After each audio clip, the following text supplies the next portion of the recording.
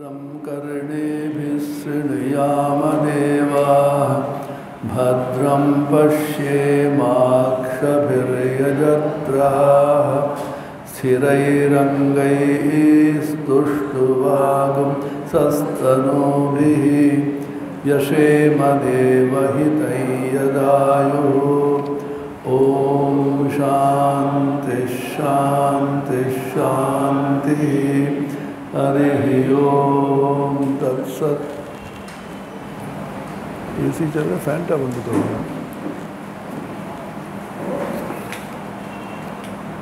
मांडविक उपनिषदे আমরা তিনটি অবস্থার আলোচনা করছিলাম, জাগ্রত, স্বপ্ন আর সুষুপ্তি অবস্থা।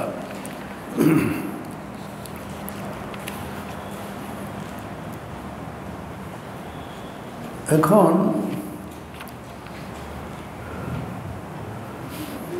তৃতীয় পাদ সম্বন্ধে বলতে গিয়ে বলছেন, পঞ্চম মন্ত্র সুষুপ্তি স্থান यत्र सुप्तो न कंचन कामं कामयते न कंचन स्वप्नं पश्यति तत्सुषुप्तं सुषुप्तस्थान एकीभूत प्रज्ञानघन एवानन्दमयो ह्यानन्दभुक् चेतो मुखप्राज्ञस्तृतीयः पादः। तृतीय पाद बोलছেন सुप्तः यत्र, যে অবস্থায় কাঞ্চন কামম না কাময়তে। আমরা জাগ্রত অবস্থায় এবং স্বপ্ন অবস্থায় বিভিন্ন রকম কামনা আমাদের মনের মধ্যে আসে। ওই কামনা পূরণের জন্য সারা জীবন আমাদের কেটে যায়। আমাদের জীবনটা কি? আমাদের জীবনটা হচ্ছে মনের মধ্যে এক গাদা কামনা, সেই কামনা পূরণ করার জন্য আমাদের কর্ম, তাই না? কামনা থেকে কর্ম, কর্ম থেকে কর্মফল, আর কর্মফল আমরা ভোগ করে যাচ্ছি। কামনা কেন আসছে? বেদান্ত বলছেন কামনা আসছে অবিদ্যা থেকে। অবিদ্যা বলতে আমরা নিত্য শুদ্ধ বুদ্ধ মুক্ত পূর্ণকাম, আমাদের মধ্যে অসম্পূর্ণতা কিছু নেই, আমরা নিত্য শুদ্ধ বুদ্ধ মুক্ত।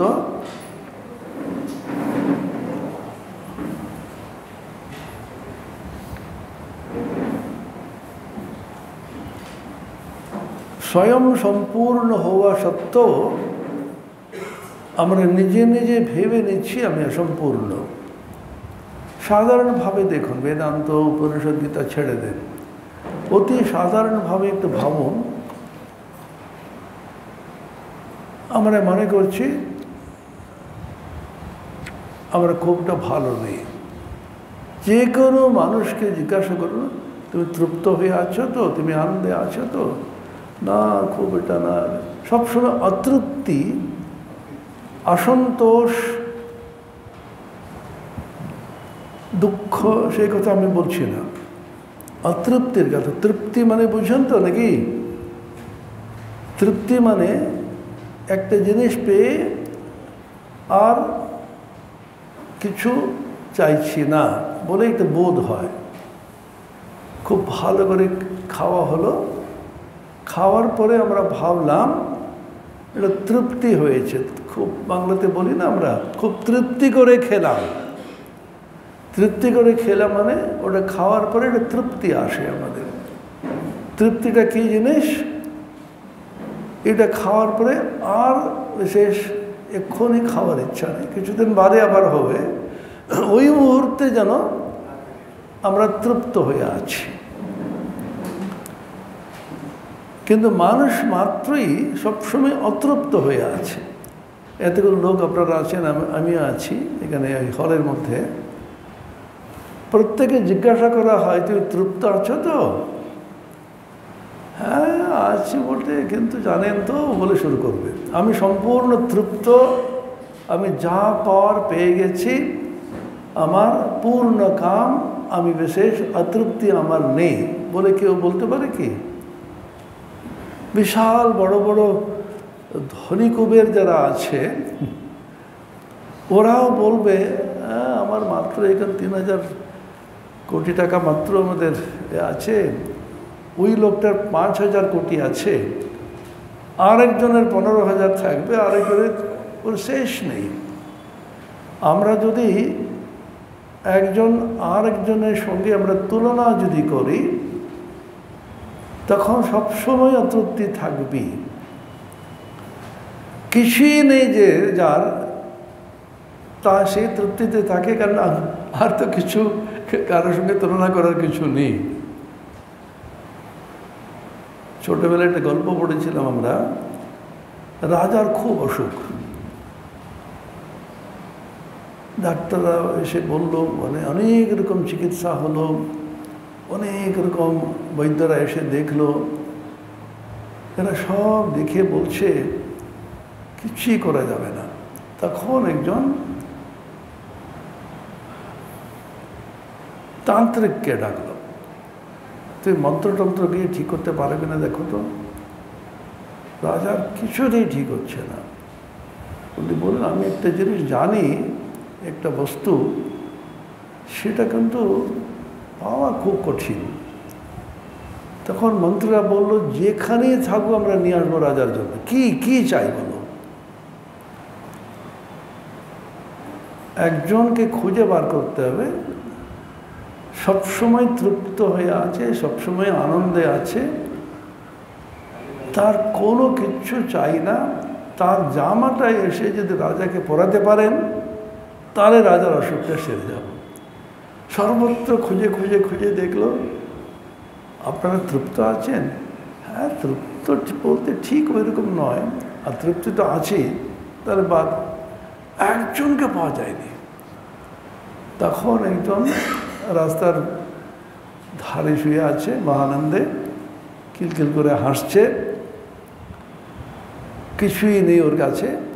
ওর কাছে তুমি এত আনন্দে সবসময় হাসছো, তুমি তৃপ্তি? হ্যাঁ, আমি মহা তৃপ্তিতে আছি, তোমার কোনো দুঃখ নেই? কোনো দুঃখ নেই, মহানন্দে আছি। এই তো পাওয়া গেল, ধরো ওকে। তখন রাজসভাতে এসে বলা হলো, তোমার জামাটা বার করো। হো হো হো হো হো হো হো করে আসলো, আমার জামাই তো নেই।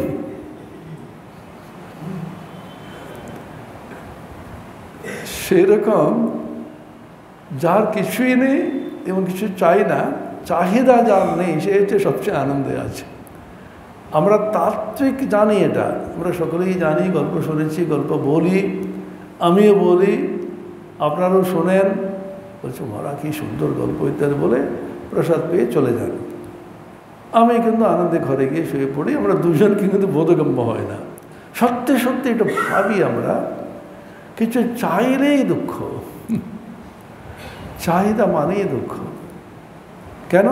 চাহিদা মানে চাহিদাটা মিটলে তো দুঃখ তো দূর হওয়ার কথা। চাহিদা মিটলো, কিন্তু সেটা যেমনটি চাইছিলাম তেমনটি ঠিক হলো না, আর একটু চাই। চাকরি, বিবাহ, বাড়িঘর, সর্বত্র একই সমস্যা।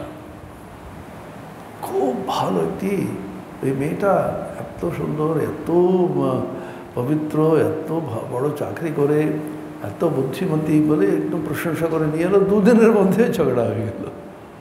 আমরা তো প্রতি মুহূর্তে দেখছি না, রাজনীতি তো 2 দিন কেন মুহুর্মুহু হচ্ছে। এই মুহূর্তে জোট হলো, পরের মুহূর্তে ভেঙে গেল। তার কারণ মানুষ অতৃপ্তিতে ভুগে ভুগে, কিসের জন্য অতৃপ্তিটা কেন দূর হবে সে না বুঝতে পেরে প্রচণ্ড কষ্টে আছে। সেজন্য কবির দাসের একটি ছোট্ট দোহা আছে, 2 पंक्ति যেটা কবিতা, দোহা বলে ওটা। চাখ চলি চিন্তা মিটি মনুয়া বেপরওয়াহ, যাকো কুছু নেই চাহিয়ে সোহি শাহংশাহ। শাহংশাহ না চক্রবর্তী, সমস্ত পৃথিবীর চক্রবর্তী কে? তার কোনো চাহিদা নেই, কোনো চিন্তা নেই, মন কিন্তু বেপরোয়া হয়ে আছে, কোনো কিছুই ভাবছে না, কিছু চাইছে না। যাকো কিছু নেই চাহিয়ে, যে কিছুই চাই না, সেটাকে শ্রী শ্রী মা শারদা বললেন নির্বাসনা।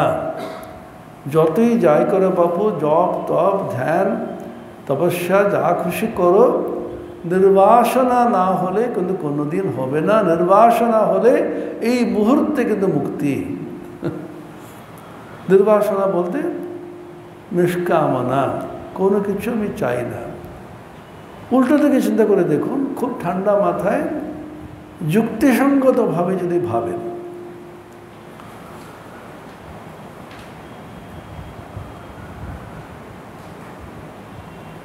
আমরা যেটাই পাই সেটা আমাদের ওই বস্তু তৃপ্তি দিচ্ছে না আমাদের মনের দিকে তৃপ্তি আসছে। ওই বস্তু তৃপ্তি দিচ্ছে বলে আমরা মনে করি বটে, কিন্তু ওই বস্তুটা পছন্দ অপছন্দ ভালো মন্দ কিন্তু আমাদের মন থেকে আসছে। হ্যাঁ পেয়েছি, আপনি পাঠিয়েছিলেন, কিন্তু আমি যেমনটি চাইলাম না ঠিক তেমনটি ছিল না, আমরা বলতে থাকি। অন্যরকম এটা দিল, তখন দেখছি আরও দুঃখ। এই বাড়িটা আমার ভালো লাগে না, ওই বাড়িটা। ওই বাড়িতে গেলে বললেন আরেকজন এই বাড়িতে গিয়ে সুন্দর একটা করলো, ওই বাড়িটাই ভালো ছিল, আমি ছেড়ে দিলাম কেন? সব সময় যেন কোনটা আমাদের চাইছি সেও বুঝতে পারি না। একজনকে বলা হয় তুমি কি চাও বলো তো, আমি দিয়ে দেবো। আমি কি চাই তাও বুঝতে পারছি না। স্বামী বিবেকানন্দের সুন্দর একটি গল্প আছে, আমরা কি চাই আমরা নিজেই জানি না। গল্প বলছেন, স্বামী স্ত্রী একজন ছিল, ওরা অনেক রকম প্রার্থনা করে টোরে 3টি বর পেল ভগবানের কাছে। 3টি বর চাও তোমার ঝাঁজ। তখন ওদের খুব আর কি চাইতে হবে সে বুঝতে পারছে। আপনাদের কাছে এসে বললো তুমি একটা বর চাও তো, যা চাইবে দিয়ে দেবো। কি চাইব রে? আচ্ছা দাঁড়ান, আমাকে বর দিচ্ছে, কি চাইলে ভালো হয় বলো তো? আচ্ছা ঠিক কী করবো বলো তো? আমরা কি চাই নিজেই জানি না, সবচেয়ে বড় জিনিস এটা। নিজেই ভালো করে যদি বিশ্লেষণ করে যদি দেখি, আত্মসমীক্ষা যদি করি, আমরা কি চাই আমি নিজে জানি না। ছেলে মেয়েদের থেকে শুরু করে বিভিন্ন ছেলেরা বিভিন্ন রকম পরীক্ষা দেয়, পরীক্ষা দিতে দিতে মনটা অন্যদিকে আছে। কম্পিটিটিভ পরীক্ষা বলে একটা বস্তু আছে, তাতে কোচিংয়ের জন্য সকালে উঠে পড়ে লাগছে, সে করলে এটা করবো, সেটা করলে এটা পাবো, পেয়ে তারপরে কি হবে? তারপরে দুঃখ, দুঃখ যাচ্ছে না কিছুতেই। পেল প্যাকেজ, কত প্যাকেজ রে, এখন যা প্যাকেজ জানেন তো, এখন সর্বোচ্চ 3টি পিতে শিক্ষাটা থেমে গেছে। শিক্ষা ব্যবস্থা, এডুকেশনাল সিস্টেম সমস্ত আবদ্ধ হয়েছে 3টি পিতে। ভর্তি হওয়ার আগে, যে কোনো পাঠ্যক্রমে ভর্তি হওয়ার আগে প্রথম fee prospects. What are the prospects of this course? প্রথমে শুরুই হলো না তোমার, কি বস্তু কি পড়বো সেও ঠিক হয়নি, তার মধ্যে কি আছে সেও জানে না, তো প্রসপেক্টস। আইআইটিতে পড়লে বিশাল কিছু হয়ে যাবে, প্রথম থেকে ধারণা। শুধু জন্মের পরে কোর্স কিছু চালু হয়নি, ক্লাস 10 যে উঠলো টার্গেট আইআইটি, তখন থেকে টার্গেট। ক্লাস 9 থেকে আইআইটি ওরিয়েন্টেশন। কিছুদিন বাদে দেখবেন শিশু জন্মালে 1 বছর হলো, অন্নপ্রাশনের সময় অন্নপ্রাশন একে মুখে তো ভাত দেয়, তো পায়েস দেয়, আইআইটি আইআইটি আইআইটি, এরকম হয়ে গেছে। আর বাবা মা কি বোকামি করে, কি বোকা, আইআইটি পেতে হবে, কি ঘুমিয়ে পড়ছিস। ওই ছেলেটাকে তো জন্ম থেকে করতে করতে যখন হলো না, চারিদিকে এত দুঃখের ঘটনা আমরা দেখছি, গলায় দড়ি দিয়ে দিল, পালিয়ে গেল, পাগল হয়ে গেল, শুধু বাবা মায়ের জন্য। ছেলেটাকে আনন্দে থাকতে দাও, খেলতে দাও, নিজে নিজে কোন দিকে যাবে, একটু বয়স হলে কোন দিকে যাবে বুঝতে পারবে। ছেলেটা, মা তুমি ভালো লাগছে না, আমি কিন্তু অঙ্ক ভালো লাগে, আমি কিন্তু গান ভালো লাগছে বলে গান করবি, গান করে করে ভিক্ষা করে বেড়াবি নাকি? গান টান আইআইটিতে যেতে হবে। সে অসাধারণ গলা। আমরা ধরে ধরে ধরে কি চাইছে বাবা মাও জানে না, ও কি চাইছে ও নিজেই জানে না। স্বামীজির গল্প, 3টি বর পেয়ে গেল। মনে করুন এখানে যা বসে আছেন না, আপনাদের বলা হয় আপনাদের 3টি বর দিচ্ছি, কী কী চাইছে 8 ঘন্টার মধ্যে বলুন। সকলে বলছে কী করবো বলতো, কী করবো বলতো? আচ্ছা একটা বাড়ি চেয়ে নেবো। আরে বাড়ি তো আছে রে, গাড়ি চাই দেবো। কী আমরা চাইবো সেও বুঝতে পারছি না আমরা। তখন স্ত্রী স্বামীকে বললো, দেখো আমাদের নাকটা না এমন চ্যাপটা হয়ে আছে, লোকে সব হাসছে। সমস্ত এই মুখের সৌন্দর্য বাড়ায় নাক, জানেন তো? এরকম যে নাক থাকে, কি এটা সকলে হাসে। সৌন্দর্যের মূল কারণের সেন্টার তো এটা। বিউটি মানে কি বলতে, সৌন্দর্য মানে কি? সিমেট্রি। এই দুটো হাত দুদিকে আছে, একটা হাত এদিকে আছে, এদিকে এরকম থাকো, সিমেট্রিক্যাল হলো না। একটা চোখ এখানে আছে, আরেকটা চোখ এদিকে আছে, যার জন্য অ্যাক্সেস অফ সিমেট্রি বলে ওটা ফিজিক্সে। একটা অ্যাক্সেস আছে, দুই দিকেও সমানভাবে হয়। আপনি যদি সিমেট্রি ক্রিয়েট করতে পারেন, সৃষ্টি করতে পারেন, তাহলে বিউটিটা আপনা আপনি হয়। আমি এগুলো দেখতাম যখন ছেলেরা সরস্বতী পুজো, বিভিন্ন পুজোতে কিন্তু ডেকোরেশন করে। কীভাবে করে দেখেছেন আপনারা? বিশাল রঙিন কাগজ নিল, সেটা ভাঁজ দিল, ভাঁজ করলো, ভাঁজ করলো, এরকম কাটলো, যা খুশি কাটলো, যে মুহূর্তে খুললো সুন্দর। কারণ এইদিকে যেটা আছে ওইদিকে একই আছে। Create an access of symmetry. নাকটা হচ্ছে এই সমস্ত অ্যাক্সেস সিমেট্রির কেন্দ্রবিন্দু। সেই জন্য নাক যাদের সুন্দর, তাদের সৌন্দর্য সাংঘাতিকভাবে বাড়ে। তখন স্ত্রী বলল, আমার নাক থেকে সব আমাকে ঠাট্টা করে, 3টি বর তো আছে, একটা মানে ভালো নাক সেই দিয়ে। তখন ভগবান বললেন, কি ঠিক করলি তোরা? প্রভু আমাদের সুন্দর একটা নাক চাই। তথাস্তু বলে দিলেন। ওদের বলা উচিত ছিল এই নাকের পরিবর্তে সুন্দর নাক চাই। এই অসুন্দর নাক, খারাপ নাক, ভালো নাক, এর পরিবর্তে দিন বলা উচিত ছিল। সারা শরীর নাক হয়ে গেল। স্বামীজির গল্প এটা। নাক চাই বললে দেখছি সমস্ত শরীরে নাকে নাক। তখন স্ত্রী স্বামীকে বলছে, স্বামীকে বলে, কী করলে বলো তো তুমি? যা বর তো হয়ে গেছে, একটা কাজ করি, আরও 2টো বর আছে, সারা শরীরে কেন নাক, নাকগুলো তুলে দাও। যা ছিল সেও চলে গেল, সারা শরীরে কিন্তু কোনো নাকও নেই, মুখটা হচ্ছে নাক নেই। আরে মুশকিল, এখন কি করে? একটা মাত্র বর বাকি। তখন স্ত্রী বলল, কি আর করা যায়, আমাদের মূর্খতার জন্য এটা হলো, অন্তত একটা সুন্দর নাক এখানে চেয়ে দিই। তখন স্বামী বললো, একটু ভেবে দেখো, লোকে বলবে বাহ একটা সুন্দর নাক কী করে হলো? গল্প জানলে যা তা বলবে, 3টি বর ভগবানের কাছে এরকম করে নষ্ট করলি, বরঞ্চ যা নাক ছিল তাই থাক, কিছুই হলো। স্বামীজি বলছেন, আমাদের দুর্ভাগ্যটা হচ্ছে আমরা কি চাই আমরা নিজে জানি না।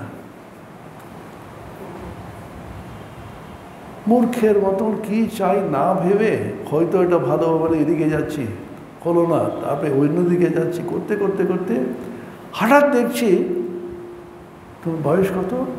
বয়স তো 75 হয়ে গেল, 80 হয়ে গেল, তারপরে হরি ওম রামকৃষ্ণ শেষ হয়ে গেল, আবার নতুন জন্ম, আবার অদ্ভুত লাগে। আমরা ভাবি না আমরা কেন মোটামুটি ভালো আছি বলুন তো, এগুলো নিয়ে ভাবতে নেই। একজন বলল, এসব ভাববে না, যা চলছে চলুক, ভাবলেই সমস্যা। কিন্তু না ভেবে বেশি দিন থাকতে পারবেন না, ভাবতে হবে এক সময় আপনাকে। যখন আঘাত পাবে, যখন কষ্ট পাবে, যখন কাছে নিয়ে আসবে, যখন দুঃখ হবে জগতে, হঠাৎ করে কী হচ্ছে বলুন, আপনাকে কেন এরকম করছেন বলুন। আমরা প্রতিদিন দেখছি এটা। আমি তো নাটক একটু করি, কারণ লোকে ঘুমিয়ে পড়ে না হলে। এখন বলছে সুষুপ্তিতে গিয়ে চলো ঘুমিয়ে পড়ি আমরা, কারণ সুষুপ্তিতে না কাঞ্চন কামম কাময়তে, কোনো কামনা আসে না। কামনা এলেই সমস্যা। যে কোনো কামনা হলেই পূরণ করার চেষ্টা করতে থাকি। অবিদ্যা থেকে কামনা, কামনা থেকে কর্ম। কামনা পূরণ করার জন্য কর্ম করি, কর্ম করলে কর্মের ফল হয়। কর্মের ফল 3 রকম ফল গীতাতে বলা আছে, অনিষ্টম, ইষ্টম, মিশ্রম। অনিষ্ট ফল, ভালো ফল। ইষ্টম, ইষ্টম মানে ভালো ফল, অনিষ্টম মানে যেটা কিন্তু আমার অভিপ্সিত নয়। আর মিশ্র, সাধারণত দুটো মিশিয়ে থাকে। যার জন্য নববর্ষের দিনে, ইদানিংকালে খুব একটা দেখি না, নববর্ষের দিন অনিবার্যভাবে এটা তাকে নিম পাতা দিয়ে তার সঙ্গে গুড় মিশিয়ে একটা চাটনির মতন করা হয়। এখনো করে। অর্থটা হচ্ছে, দেখো জীবনটা কিন্তু তেতো মিষ্টি মিশিয়ে, এদিকেও নিম পাতা থাকবে, ওইদিকে একটু গুড়ও থাকবে। এই হচ্ছে জীবন। কামনা যতক্ষণ থাকবে ততক্ষণ এটাকে পূরণ করার চেষ্টা থাকবে, কর্ম প্রয়াস থাকবে। প্রয়াস হলে তার ফল হবে। ভালো ফল হতে পারে, মন্দ ফল হতে পারে, ভালো মন্দ মিশিয়ে থাকতে পারে। ফল হলে কি হয়, ভোগ করতে হবে। ফল কিসের জন্য হয়? চা খাওয়ার ইচ্ছা হলো, ওখানে জল বসালাম, গরম জল, সেখানে একটা চা দিলাম, কি তৈরি হলো? চা তৈরি হলো। কিসের জন্য তৈরি হলো? ফেলে দেবো নাকি? খাওয়ার জন্য তো করেছি। কর্মের ফল যখন উৎপন্ন হলো, কর্মফলটা ভোগ হলো। এখন আমি কি হলাম? কর্মের কর্তা হলাম, কর্মফলের ভোক্তা হলাম। বেদান্ত বলছেন আমরা কর্মফল ভোক্তা, কর্মের কর্তা, কর্মফলের ভোক্তা। কর্তা এবং ভোক্তা হয়ে কর্তৃত্ব ভোক্তৃত্বের যে চক্করে পড়ে পড়ে পড়ে ঘুরতে থাকি আমরা। খুব সহজ। এর মধ্যে বেদান্ত নেই, এর মধ্যে কোনো উপনিষদও নেই। আমাদের দৈনন্দিন জীবন, দৈনন্দিন জীবনের সঙ্গে আমাদের ভাবতে ভয় লাগে না। এইসব বারবার এটা বলছে কেন?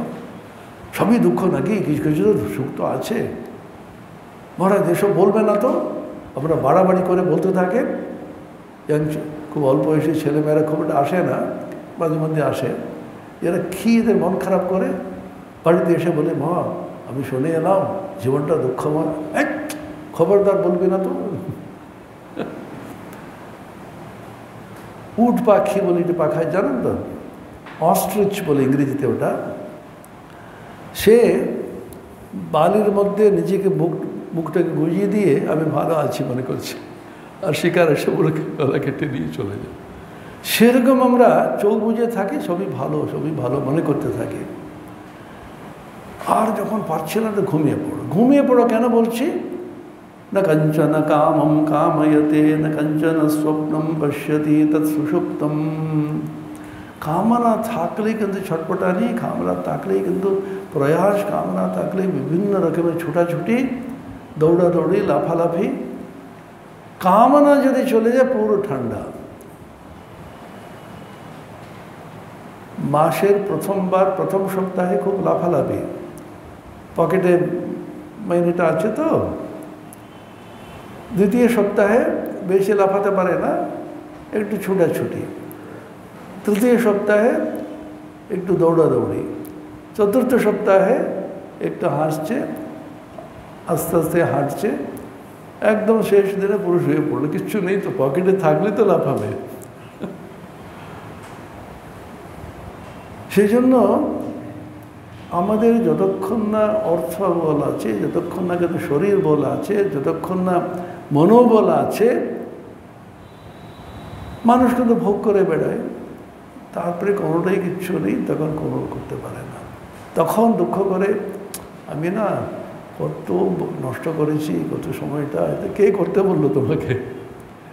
শেষের দিকে গিয়ে কথা করতে আছে এটা, তখন হে ভগবান কি করলাম বলো তো, এরকম করে হলাম, কী বা করলাম? তখন ভগবান প্রত্যুত্তর দিচ্ছেন, তাই তো, কি করলি? উনি কিছু বলেন না, আমরা যা করেছি তাতে শুধুমাত্র দেখিয়ে দিচ্ছে। উপনিষদ বলছেন এই তিনটে নিয়ে বিশ্লেষণ করো, তোমার জীবন নিয়ে ভাবো। বিশাল কিছু তত্ত্ব বলতে হবে না, প্রত্যেক দিন জাগ্রত স্বপ্ন সুষুপ্তি ঘুরে ফিরে আছে। তখন চিন্তা করো সুষুপ্তিতে তুমি কিভাবে ছিলে। সুষুপ্তিতে তুমি ছিলে তো? আচ্ছা, সুষুপ্তিতে আমরা ছিলাম কি করে জানলে? কিছুই তো নেই ওখানে। সুষুপ্তি থেকে উঠে এসে বলছে বাবা দারুণ ঘুমিয়েছি। কে কে বললো ওটা? কে জানলো?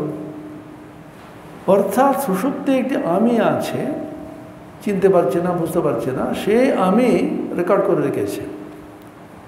জাগ্রত আমিকে কিন্তু বলে দিচ্ছে, সেই সন্দেশটা দিয়ে দিল। যে মুহূর্তে জাগলাম, সুষুপ্তির আমি জাগ্রতকে এটা SMS পাঠিয়ে দিল। তখন জাগ্রত আমি দেখছি আমি ভালো করে ঘুমিয়েছি। তাহলে জাগ্রত স্বপ্ন সুষুপ্তি তিনটের মধ্যে তিনটি আমি ঘুরে বেড়াচ্ছে। আমি এক, আমি দুই, আমি তিন। এই তিনটের মধ্যে কোনটা ঠিক? বুঝতে পারছেন কি প্রশ্নটা? আমরা সাধারণত বলি জাগ্রত আমি, যেটা এখানে বসে আছি, কথা বলছি, আপনারা সব আছেন, এটাই ঠিক। ওই স্বপ্নের আমিটা না কি হচ্ছে হিজিবিজি, এখান থেকে জিটি রোডে গেলাম, দিল্লি এসে গেল। দিল্লিতে নামলাম, ওখানে বাঘ এসে আমাকে তাড়া করলো। কত রকমের বিচিত্র হয়। ওটা ঠিক না, এটাই ঠিক। কি করে জানলে? 12 ঘন্টা যদি ঘুমিয়ে থাকি, স্বপ্ন দেখি, 12 ঘন্টা জেগে থাকে, জাগ্রত অবস্থার তুলনায় স্বপ্ন কিন্তু মিথ্যা বলতে পারেন। উল্টো যদি বলি, স্বপ্ন অবস্থায় তুলনায় যদি জাগ্রতটা মিথ্যা, কোনটা ঠিক আমরা নিজেই জানি না। সেজন্য উপনিষদ বলছেন এক একটা অবস্থা কি হয় প্রথমে দেখো। সুষুপ্ত স্থানে কি হয়? একই ভূত। আমাদের প্রজ্ঞা যেটা আছে, প্রজ্ঞা মানে বুঝুন তো, প্রজ্ঞা মানে চেতনা, প্রজ্ঞা মানে যে আমাদের যেটা নিয়ে আমি কিন্তু উপলব্ধি করি, এই যে প্রজ্ঞা কিভাবে থাকছে? জাগরিত স্থানে বলা আছে প্রজ্ঞা কিন্তু বহির্মুখ হয়ে আছে, তাই তো? আমি বসে আছি, আপনাদের দেখছি, আমি কথা বলছি, আমার চোখটা সকলকে দেখছে, আমার কর্ণটা সব শুনছে, সমস্ত কিন্তু বহির্মুখ, বহিঃপ্রজ্ঞা। সুষুপ্তির স্থানে, স্বপ্নস্থানে কি হচ্ছে? আমি তো ঘুমিয়ে আছি, আমার প্রজ্ঞা কিন্তু বহিঃপ্রজ্ঞা হচ্ছে না, অন্তঃপ্রজ্ঞা হয়ে আছে। সুষুপ্তিতে কি হচ্ছে? বহিঃপ্রজ্ঞাও বলতে পারবো না, শুয়ে আছি। অন্তঃপ্রজ্ঞাও বলতে পারবো না, কারণ প্রজ্ঞাই তো নেই, কিছু বুঝতে পারছি না। উপনিষদ বলছেন সেটা প্রজ্ঞান ঘন। সুষুপ্ত স্থান একীভূত প্রজ্ঞান ঘন। প্রজ্ঞান ঘন মানে প্রজ্ঞা বাইরেও যাচ্ছে না, ভিতরেও যাচ্ছে না, একেবারে একটু জমাট বেঁধে বসে আছে। প্রজ্ঞান ঘন, কিন্তু কি উপলব্ধি হচ্ছে? এব আনন্দময়, আনন্দের অনুভূতি হচ্ছে প্রত্যেকের। স্বপ্নতে কিন্তু দুঃখ, আনন্দ, নিরানন্দ দুটি মিশিয়ে আছে। স্বপ্নতে হঠাৎ একটি জিনিস হারিয়ে ফেললাম, একদম খালি ঘরে খুঁজে বেড়াচ্ছি, আমার পকেটে ছিল, ব্যাগ থেকে তুলে টাকা নিয়ে এলাম, কোথায় হারিয়ে গেল? এই তো পকেটে ছিল, আমি হাঁটতে হাঁটতে দেখছি পকেটে নেই। স্বপ্নতে এরকম হয় না?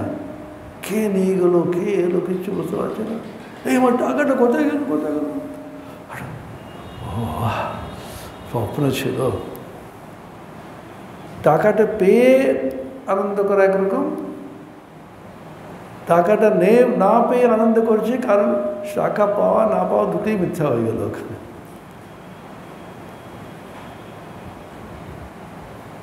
সেখানে কিন্তু সুখ দুঃখ মিশিয়ে আছে স্বপ্নতে, তাই তো নাকি?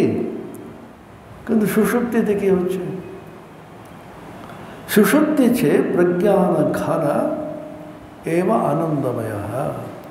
সুষুপ্তিতে কোনো দুঃখ নেই, কোনো ব্যথা নেই, কোনো বেদনা নেই, কোনো উপলব্ধি নেই। প্রজ্ঞানটা কি ভোগ করছে? জাগ্রত স্থানে বহিঃপ্রজ্ঞা বাইরের বিষয়গুলোকে ভোগ করে যাচ্ছে, বাইরের ভান্ডারা খাচ্ছে, বাইরের পায়েস খাচ্ছে, বাইরের রসগুলোকে খাচ্ছে। স্বপ্নেতেও কিন্তু ভান্ডারা খাওয়া হয়। একজন হঠাৎ করে উঠে এসে খুব কাঁদল, একটা ছেলে। কাঁদছিস কেন? আমি ভান্ডারা খেতে খেতে সেই সাথে পায়েস আর রসগোল্লা দিল, ঘুম ভেঙে গেল, আমি এটা খেয়ে উঠলে ভালো হতো।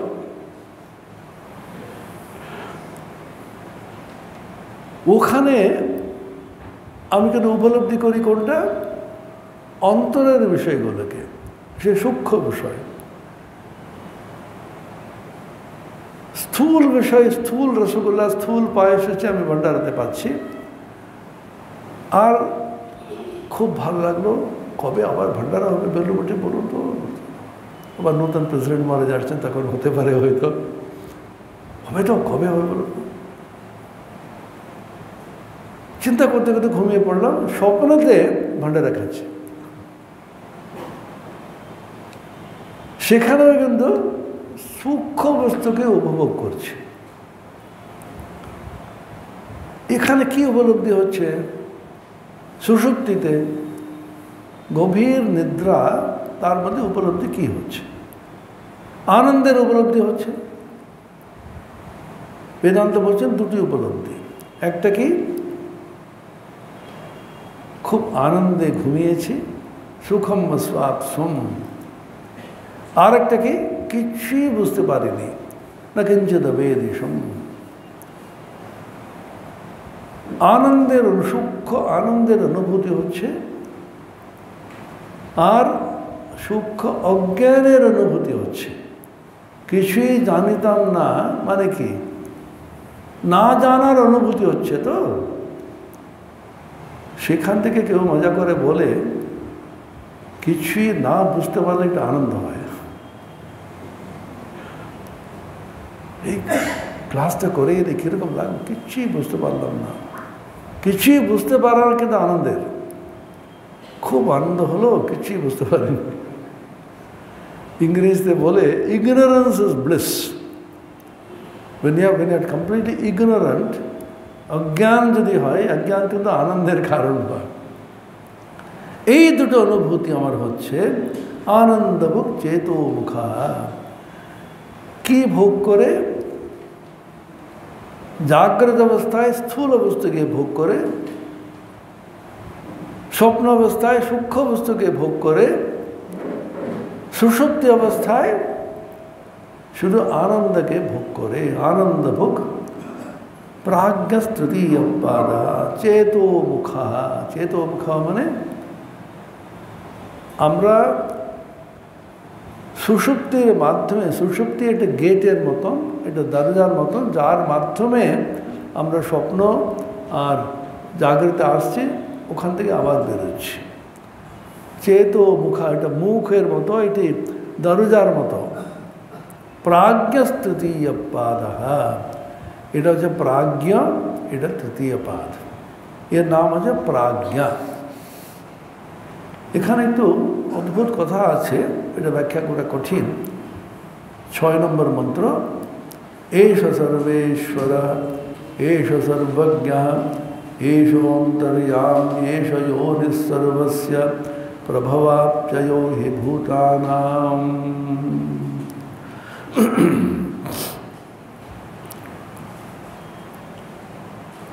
সর্বেশ্বর, সর্বেশ্বর মানে সকলের ঈশ্বর, শাসক, ঈশনকর্তা, ঈশ মানে শাসন করা, সেজন্য সকলকে শাসন করেন, সকলের ঈশ্বর সর্বেশ্বর। এষ সর্বজ্ঞ, সর্বজ্ঞ মানে সব কিছুই জানেন, সর্বজ্ঞ ওমনিসিয়েন্ট বলা ইংরেজিতে, সব কিছু জানেন, উনি জানেন না কিছু নেই। এষ সর্বজ্ঞ, এষ অন্তর্যামী, তিনি হচ্ছেন অন্তর্যামী। অন্তর্যামী মানে বুঝুন তো, অন্তর মানে অন্তর, বাংলাতে অন্তরে বলি আমরা। ইয়ামি মানে ইয়মন করে, ইয়মন করেন, শাসন করেন, তিনি নিয়ন্ত্রণ করেন, অন্তর থেকে নিয়ন্ত্রণ করেন। আমাদের শরীর মন বুদ্ধি অহংকারের নিয়ন্ত্রণ কে করে? আমি এখন যাচ্ছি, এখান থেকে কোন দিকে যাব সে আমাকে ঠিক কে ভিতর থেকে বলে, বা বুদ্ধি আমার বলে। বুদ্ধি নিয়ন্ত্রণ করে মনকে, মন নিয়ন্ত্রণ করে ইন্দ্রিয়গুলোকে, তাই না? এক একটা নিয়ন্ত্রণ করে করে আমার পরিচালন করে, একে নিয়ন্তা বলা হয়। নিয়ন্তা যিনি, তিনি ইয়ামি বলে। ইয়ামি মানে যে নিয়ন্ত্রণ করেন। কোথা থেকে নিয়ন্ত্রণ করেন? অন্তরে থেকে নিয়ন্ত্রণ করেন, বাইরে থেকে নয়। তিনি অন্তরে বসে আমাদের শরীর মন বুদ্ধি অহংকার ইন্দ্রিয় সবগুলিকে যেন নিয়ন্ত্রণ করেন। ভগবদ্গীতায় আছে শেষ অধ্যায়, অষ্টাদশ অধ্যায়, ঈশ্বর সর্বভূতানাং হৃদ্দেশের্জুন তিষ্ঠতি ভ্রাময়ন সর্বভূতানি যন্ত্রারূঢ়ানি মায়য়া। উনি যন্ত্রের মধ্যে আরূঢ় জীবন। আপনি পাপেট শো দেখেছেন তো, পুতুল খেলা, ভিতরে গিয়ে যদি দেখেন দড়ি থাকে, পুতুল করতে থাকে, ভিতর থেকে একজন এইদিকে টানলে এইদিকে দেখে, ভিতরে কিন্তু অদ্ভুত লাগে এটা। বাইরে থেকে মনে হচ্ছে যেন একেবারে সব পুতুলগুলো খেলছে। যে পুতুলগুলোকে খেলাচ্ছে এটা কে? আমাদের সমস্ত শরীর, প্রত্যেকের শরীর মন বুদ্ধি সমস্ত হচ্ছে একটা পুতুল মাত্র। তিনি অন্তর্যামী, অন্তরে বসে তিনি বলছেন, এই ইন্দ্রিয়গুলিকে আদেশ দিচ্ছেন। ইন্দ্রিয় মানে শব্দ স্পর্শ রূপ রসগন্ধ বাক পাণি পাদ পায়ু উপস্থ পঞ্চকর্মেন্দ্রিয় পঞ্চ জ্ঞানেন্দ্রিয় সবগুলিকে বলছেন। ক্লাস শেষ হয়ে গেল, পাকে চরণকে পাকে বলছেন, এই ওঠো এখন, ওইদিকে হাঁটো। ভিতর থেকে উনি যখন পা উঠল, বাঁ দিকে চলো।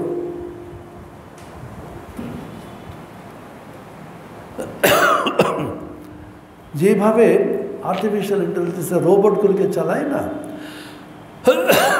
ও ঠিক যেমনটি বলা হচ্ছে, এটা করলো এখন বলো, মুখটা খোলো, কথা বলো, বন্ধ করো, হাঁ করো, খাও। প্রতি মুহূর্তে অন্তর থেকে উনি কিন্তু অনেক রকম আদেশ দিতে থাকেন। ওটাকে কম্পিউটার ভাষায় কমান্ডস বলে।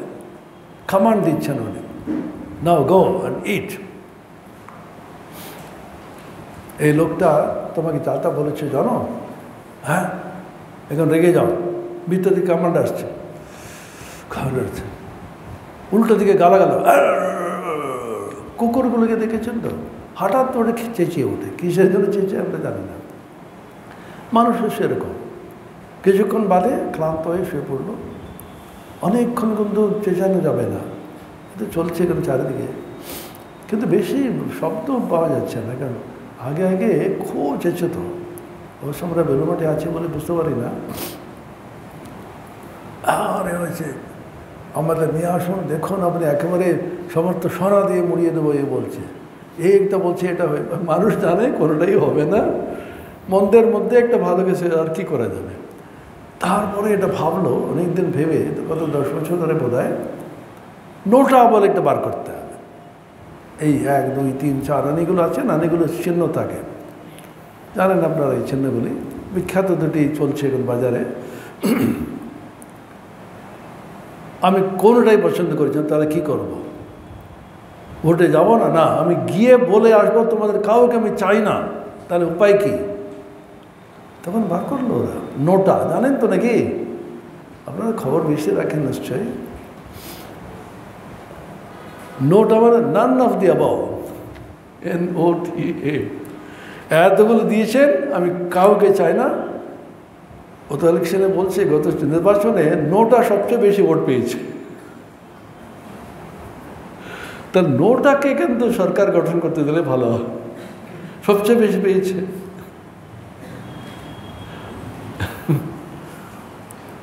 এটা গল্প আমরা শুনেছি ছোটবেলায়। সাহেবরা ছিল যখন ব্রিটিশরা ছিল, ওরা তো বাংলায় ভারতীয় ভাষা জানতো না। একজন সঙ্গে গিয়েছে, ও তো খুব ইংরেজি জানে না। What a beautiful structure, who made this? তখন বলছে জানি না sir. How this bridge, Howrah bridge, what a Marvel, who made this bridge? জানি না। তারপরে যেতে যেতে দেখছে একজন মোড়া নিয়ে যাচ্ছে, রাম নাম সত্য হে, হরি নাম সত্য করে। Who is this person who is dead? জানি না।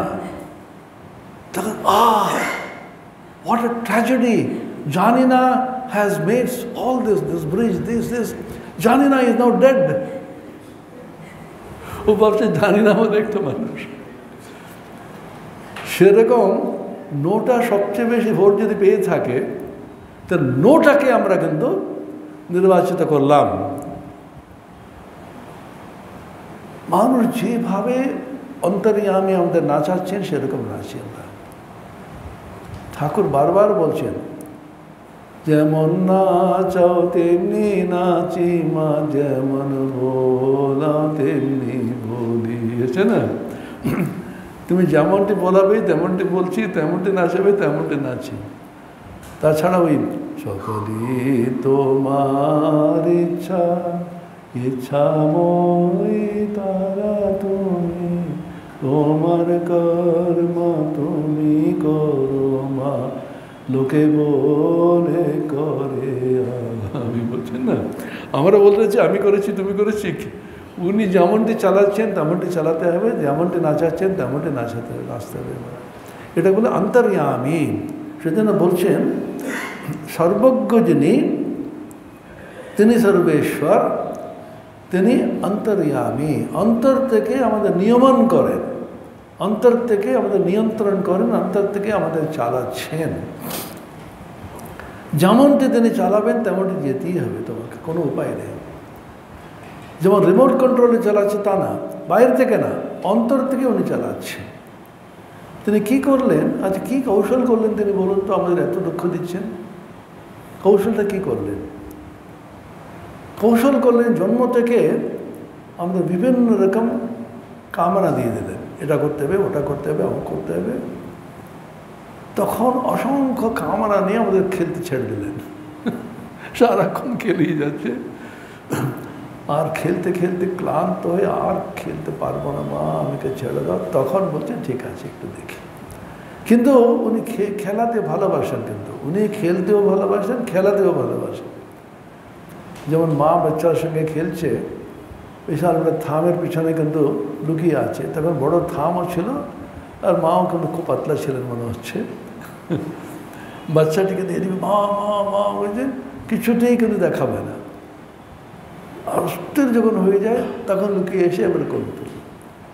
ঠাকুর বলছেন যে মা ডাক তিনি শুনতে চান, মা মা বলছে না বাচ্চাটা, তখন মায়ের খুব আনন্দ হয় মা মা বলছে বলে।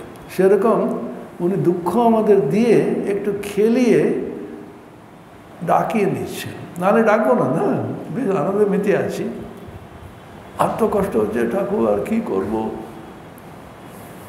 তিনি অন্তর্যামী, একে বলে অন্তর্যামী। অন্তর থেকে আমাদের প্রত্যেকটিকে নিয়মন করেন।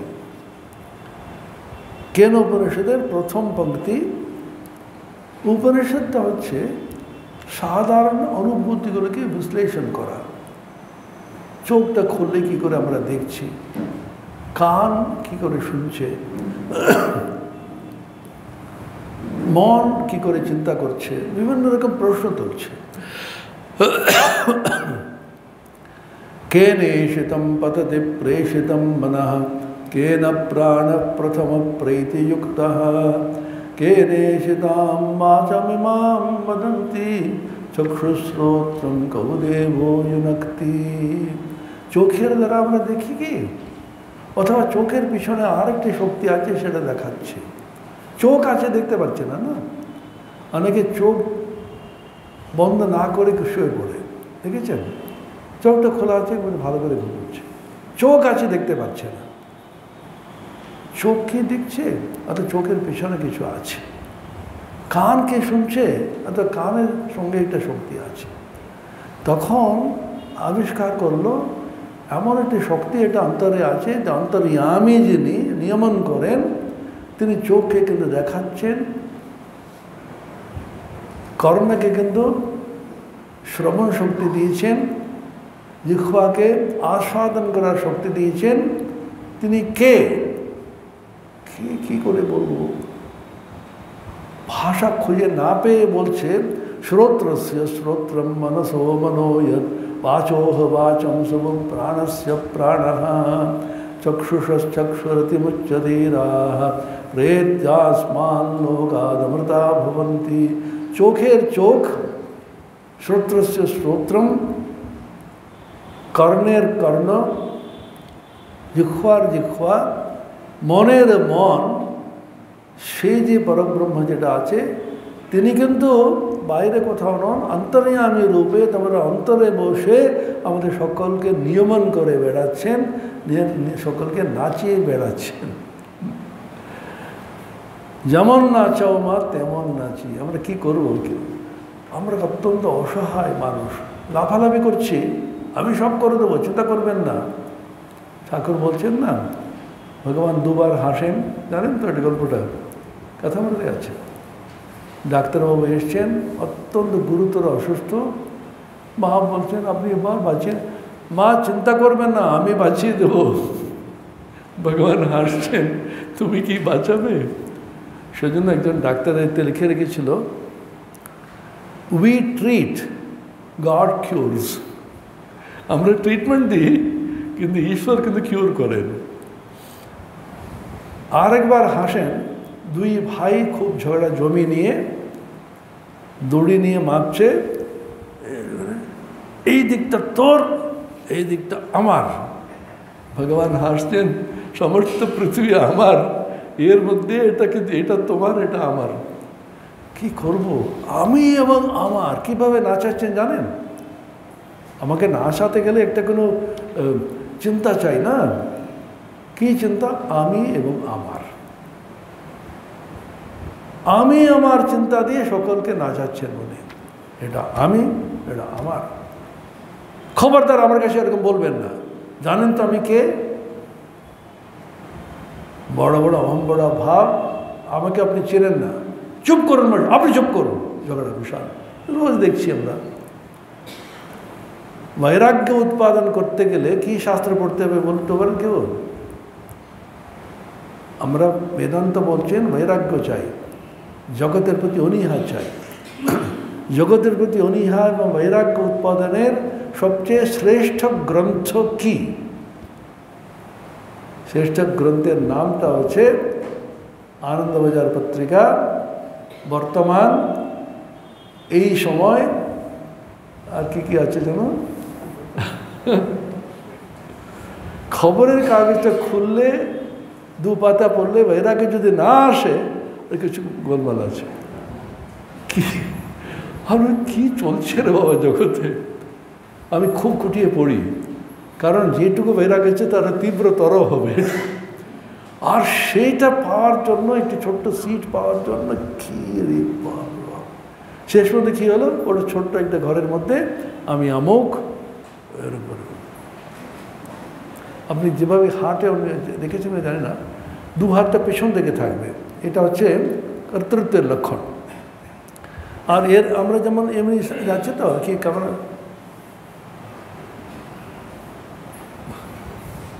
আমি এগুলো দেখে দেখছি, আরে দুদিন বাদে রাস্তায় ঘুরতে হবে তোমাকে, তার আগে মোটামুটি হয়ে গেছে, যা করা করে নিয়েছে।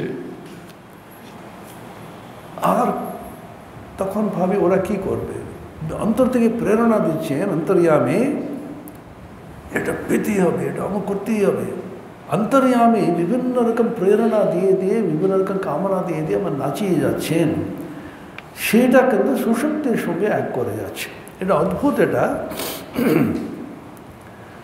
সর্বেশ্বর, সর্বজ্ঞ, অন্তর্যামী, योनि सर्वस्य, সবগুলো প্রসবিত, योनि মানে কারণ, সবগুলোর কারণ তিনি, অতএব তিনি ভূতানাম প্রভব অপ্যয়, উৎপত্তি আর বিলয়ের স্থান, এটা কিন্তু সুশক্তির সঙ্গে দিচ্ছে। এখানে একটা ছোট রহস্য আছে। সমস্ত প্রাণীবর্গ আসছে সগুণ ব্রহ্ম সর্বেশ্বরের কাছ থেকে, সমস্ত প্রাণীবর্গ স্থিত হয়ে আছে সর্বেশ্বরের মধ্যে, ব্রহ্মের মধ্যে। আবার সমস্ত প্রাণীবর্গ বিলীন হচ্ছে ব্রহ্মের মধ্যে। यतो वा इमानि भूतानि जायन्ते येन जातानि जीवन्ति यत्प्रयन्त्यभिसंविशन्ति तद्विजिज्ञासस्व तद्ब्रह्मेति। तैत्तिरीय उपनिषद। যেখান থেকে উৎপত্তি, যেখানে স্থিতি, যেখানে আবার প্রলয়, সেখান থেকে আসছে সেই কারণ, সেই হচ্ছে সর্বেশ্বর, সেই হচ্ছে ব্রহ্ম। সেজন্য योनि सर्वस्य, সেটা কারণ, প্রভাবাপ্যয়, সেখান থেকে উৎপত্তি এবং প্রলয় ওখানে হয়। সেটা আমরা কিন্তু বুঝতে পারবো কি ঈশ পরমেশ্বর উনি কথা দিয়ে আমাদের পক্ষে বোঝা অসম্ভব। এখন একটা কৌশল অবলম্বন করেছেন ঋষিরা, সেটা হচ্ছে বৈজ্ঞানিক একটা পদ্ধতি, মাইক্রোকজম আর ম্যাক্রোকজম বলা হয়। মাইক্রোকজম মানে ব্যষ্টি, ম্যাক্রোকজম মানে সমষ্টি। ব্যষ্টি সমষ্টি সমীকরণ, মাইক্রোকজম ম্যাক্রোকজম ইকুয়েশন, এটা হচ্ছে মূল তত্ত্ব, যেখান থেকে আমাদের শরীর মন বুদ্ধি অহংকারকে দেখে আমরা সমষ্টিকে অনুমান করতে পারি, বোঝার চেষ্টা করতে পারি। যেমন সৃষ্টি কিভাবে হলো, এই প্রশ্নগুলো কঠিন প্রশ্ন, বিজ্ঞান জিজ্ঞাসা করছে। আজকেও বিজ্ঞান খুঁজে বেড়াচ্ছে কোথায় গিয়ে ব্ল্যাক হোলের মধ্যে কি আছে, হিগস বোসন কি বলছে, এসব করে যাচ্ছে। জীববিজ্ঞান অনুসন্ধান করছে,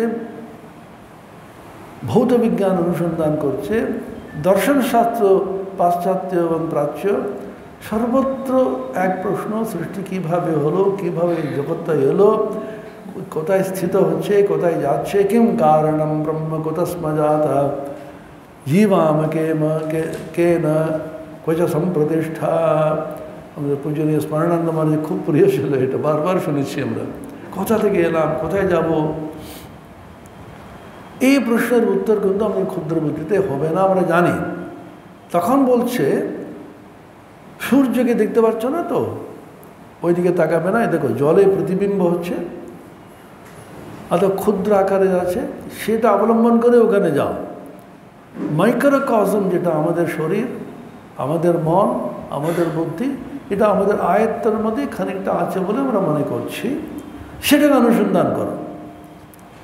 এটা কীভাবে হলো দেখো, এটা কীভাবে হলো মোটামুটি যদি একটু খবর যদি পাও, সেখান থেকে ম্যাক্রোকজম অথবা সমষ্টিটা প্রজেক্ট করো। অর্থাৎ মাইক্রোকজম ম্যাক্রোকজম ইকুয়েশন, ব্যষ্টি সমষ্টি সমীকরণ, ব্যষ্টি থেকে সমষ্টি, সমষ্টি থেকে ব্যষ্টি, সে প্রজেকশন। এই ব্রহ্মাণ্ড কীভাবে হলো বুঝতে পারছি না, এই ছোট্ট পিণ্ডাণ্ড, এটাকে বলে বিজ্ঞানে বলে, টেকনোলজিতে বলে, একটা মডেল তৈরি করো। যখনই খুব বড় একটা বাড়ি করবে, প্রথমে মডেল তৈরি করে। সূর্যে চন্দ্রে যাচ্ছে, চন্দ্রয়ান ইত্যাদি আমরা বলি, ওখানে অ্যাপোলো মিশন বলতো, এতে নাসাতে, মার্কিন যুক্তরাষ্ট্রে, তার একটা প্রথমে মডেল তৈরি করো। সেই রকম ঈশ্বরের একটা মডেল তৈরি করো, উনি কীভাবে হতে পারে। আমাদের জীবনটা দেখো, ওখান থেকে দেখো। আমাদের জীবনে দেখলে কি বুঝতে পারছি আমরা, স্বপ্নেতে আমরা সৃষ্টিকর্তা হচ্ছি। খুব ভালো করে সূক্ষ্মভাবে বিচার করুন।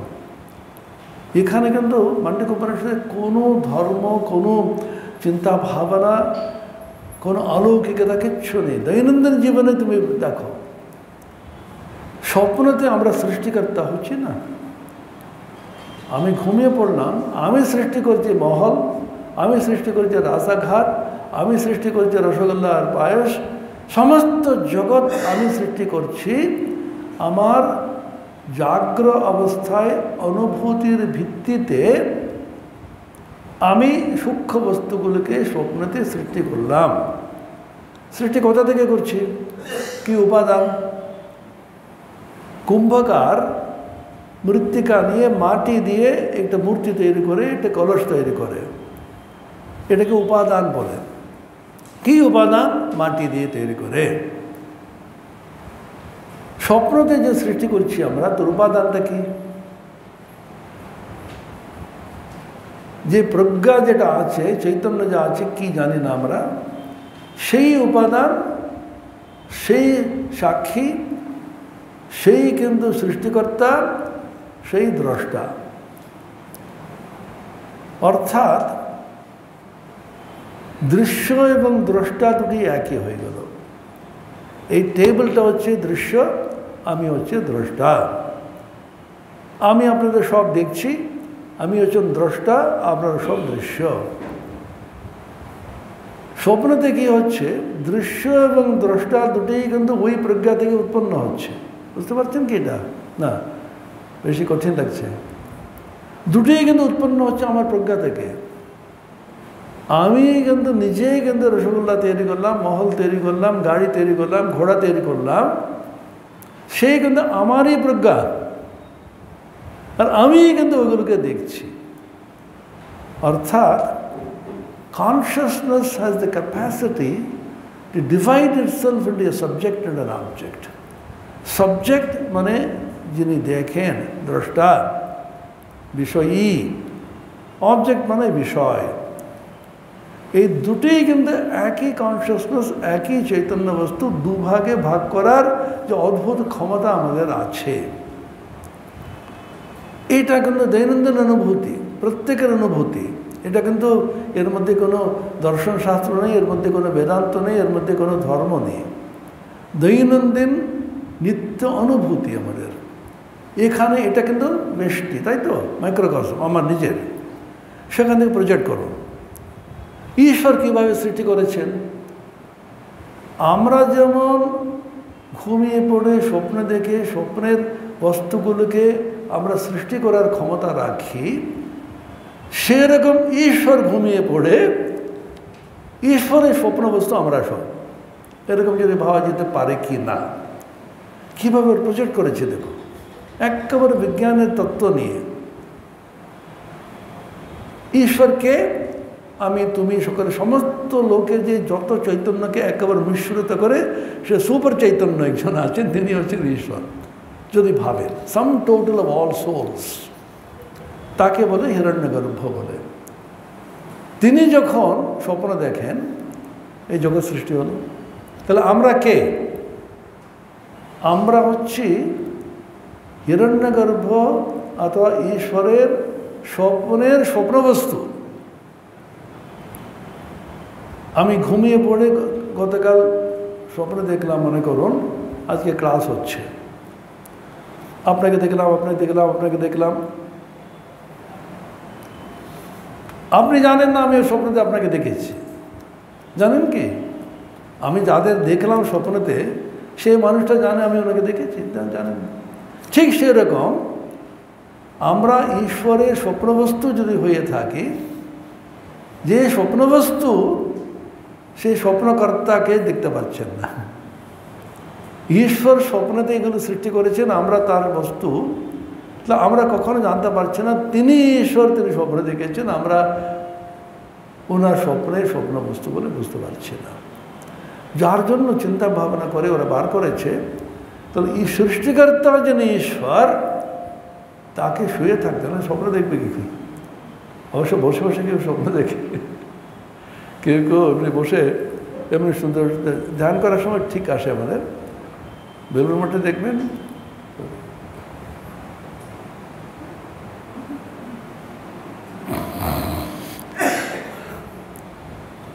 সাধারণত শুয়ে শুয়ে দেখি আমরা, সেজন্য ঈশ্বরকে শুয়ে দিতে হবে, না স্বপ্ন দেখি। কোন ঈশ্বর? যিনি সৃষ্টিকর্তা। সৃষ্টিকর্তা হচ্ছে বিষ্ণু, ব্রহ্মা বিষ্ণু মহেশ্বর মধ্যে তার নাভি কমল থেকে যিনি আসেন ব্রহ্মা, তিনি সৃষ্টি করে ওঙ্কার বেদকে অবলম্বন করে। সেজন্য মহাবিষ্ণু সবসময় শয়ন, অনন্ত শয়ন বলা হয়। বিষ্ণুকে দেখেছেন আপনি?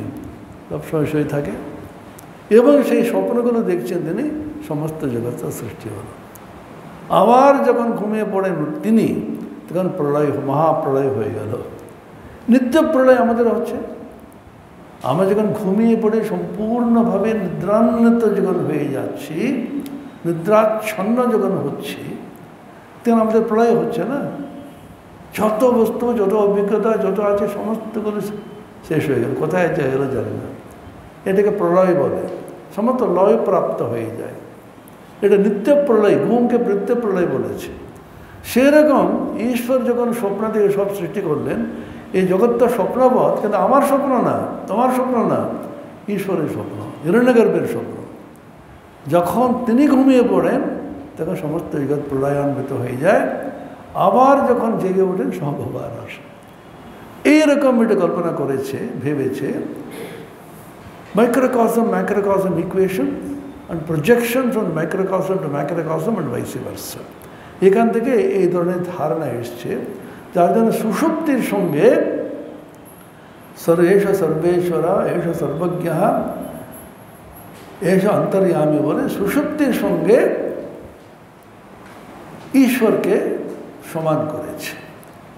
আমরা যখন সম্পূর্ণভাবে নিদ্রাচ্ছন্ন হয়ে থাকি, আমরা অ্যাকচুয়ালি ঈশ্বরের সঙ্গে এক হয়ে থাকি। তখন কোনো চিন্তা নেই, ভাবনা নেই, কামনা নেই, বাসনা নেই, আছে না? সেই জন্য ওটাকে মাইক্রোকসমিক যেটা আছে, ব্যষ্টিতে আমরা বলি প্রাজ্ঞ, যেই চৈতন্য প্রাজ্ঞরূপে প্রজ্ঞান ঘন হয়ে একীভূত আনন্দভুক হয়ে আছে, সেই প্রাজ্ঞ চৈতন্যটাই সমষ্টিতে ঈশ্বর হয়ে আছে। এটা কঠিন, এটা বোঝা পরে আবার বলবো। এটা বেশ সূক্ষ্মভাবে এরা কেন এটা বলছি, কি সাইন্টিফিক্যালি নিয়ে গেছে এটা। এর মধ্যে কোনো ধর্মের কথা, দর্শনের কথা, দৈনন্দিন উপলব্ধিকে তুমি ভালো করে দেখো। ওম শান্তি শান্তি শান্তি হরি ওম তৎসৎ। श्रीरामकृष्णार्पणमस्तु।